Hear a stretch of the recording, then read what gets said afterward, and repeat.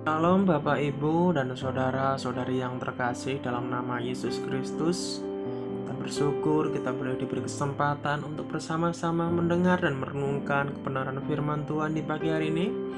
Sebelum kita merenungkannya bersama-sama, mari kita berdoa. Tak henti-hentinya kami mengucap syukur kepada Bapa di surga yang telah memberkati kami.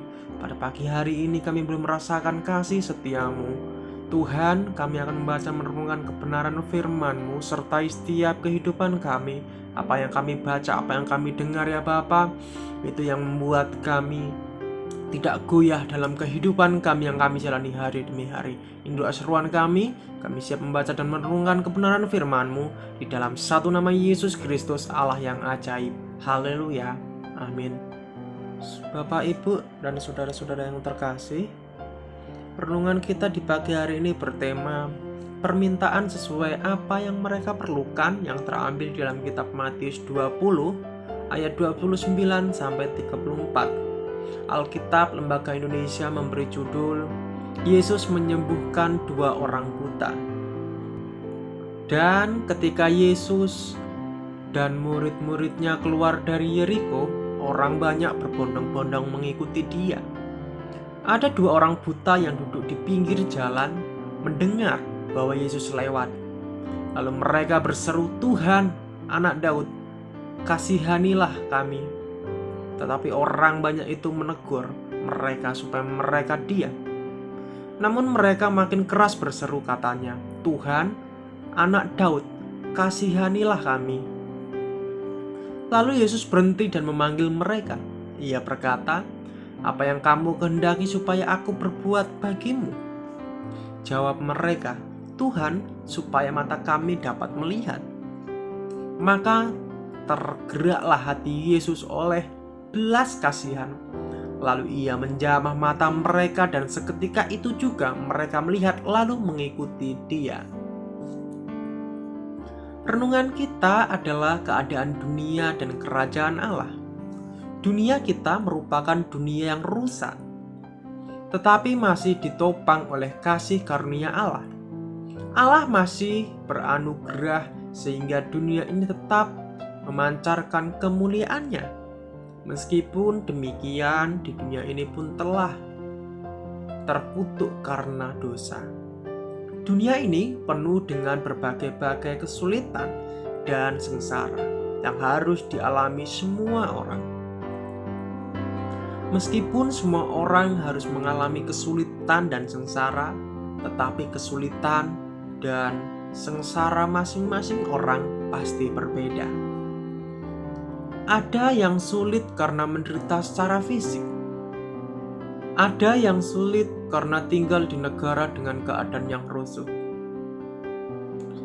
Ada yang sulit karena keluarga yang jahat. Ada yang sulit karena kehilangan orang-orang yang dikasihi. Ada yang sulit karena penyakit. Seringkali keadaan-keadaan ini membuat orang meragukan kedaulatan Tuhan atau motivasi Tuhan menciptakan dunia ini. Tetapi Tuhan dengan tulus terus menyatakan cinta kasih-Nya. Iblis yang mau kita meragukan Tuhan.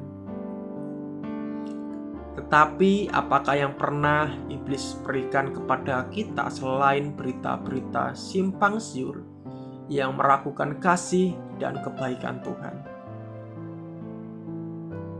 Sebaliknya Tuhan terus memelihara hidup manusia hingga menopang dunia dan isinya ini. Meskipun orang-orang menolak dan melawan Dia dengan sabar terus memanggil manusia kembali kepadanya. Tidak tahukah manusia bahwa awal mula segala penderitaan adalah dosa? Mengapa terus berdosa? Mengapa terus menabur kebinasaan sehingga pada waktu penuaian kamu harus mati? Berilah kepada Tuhan sehingga kita mempunyai pengharapan sejati, yaitu Dia yang akan segera kembali memperbaiki semua kerusakan ini. Yesus akan memperbaiki dunia ini. Tidak akan ada lagi derita. tidak akan ada lagi air mata di dalam Wahyu 21 ayat yang keempat.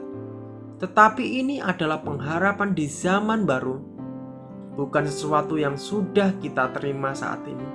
Namun, untuk menguatkan iman dan pengharapan kita kepada Dia, maka Dia menunjukkan siapa Dia dengan tanda-tanda yang diberikan pada waktu kedatangannya yang pertama.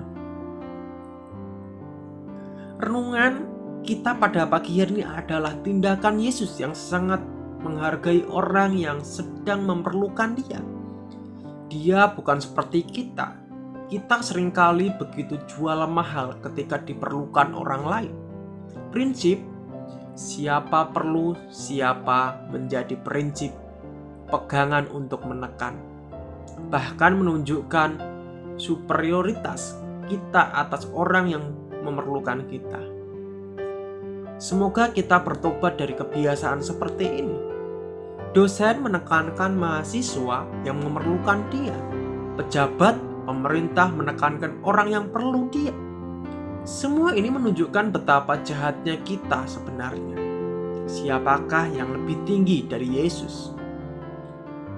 Seluruh dunia memerlukan Dia.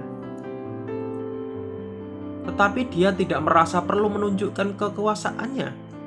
Dengan cara menekan mereka yang memerlukan Dia, Dia dengan sangat hormat bertanya, "Apakah yang engkau inginkan aku perbuat bagimu?" Mari kita teladani Dia, melayani orang lain yang memerlukan kita, menghargai setiap orang yang seperti Tuhan menghargai mereka, dan menghormati orang lain sebagai orang-orang yang dihargai Tuhan.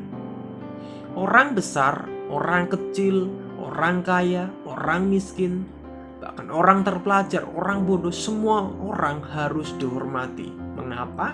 Karena penghormatan kepada manusia menunjukkan kesadaran kita bahwa mereka diciptakan berdasarkan gambar dan rupa Allah, dan bahwa Yesus Kristus, Anak Allah yang mulia dan bertata di surga dan rela mati demi kita.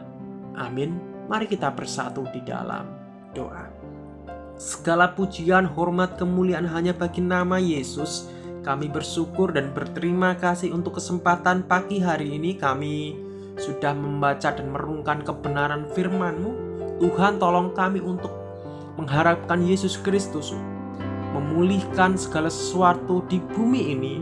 Tuhan, tolong kami tidak terlena dengan kenikmatan dunia ini sehingga kami lupa penderitaan yang ada di dalamnya.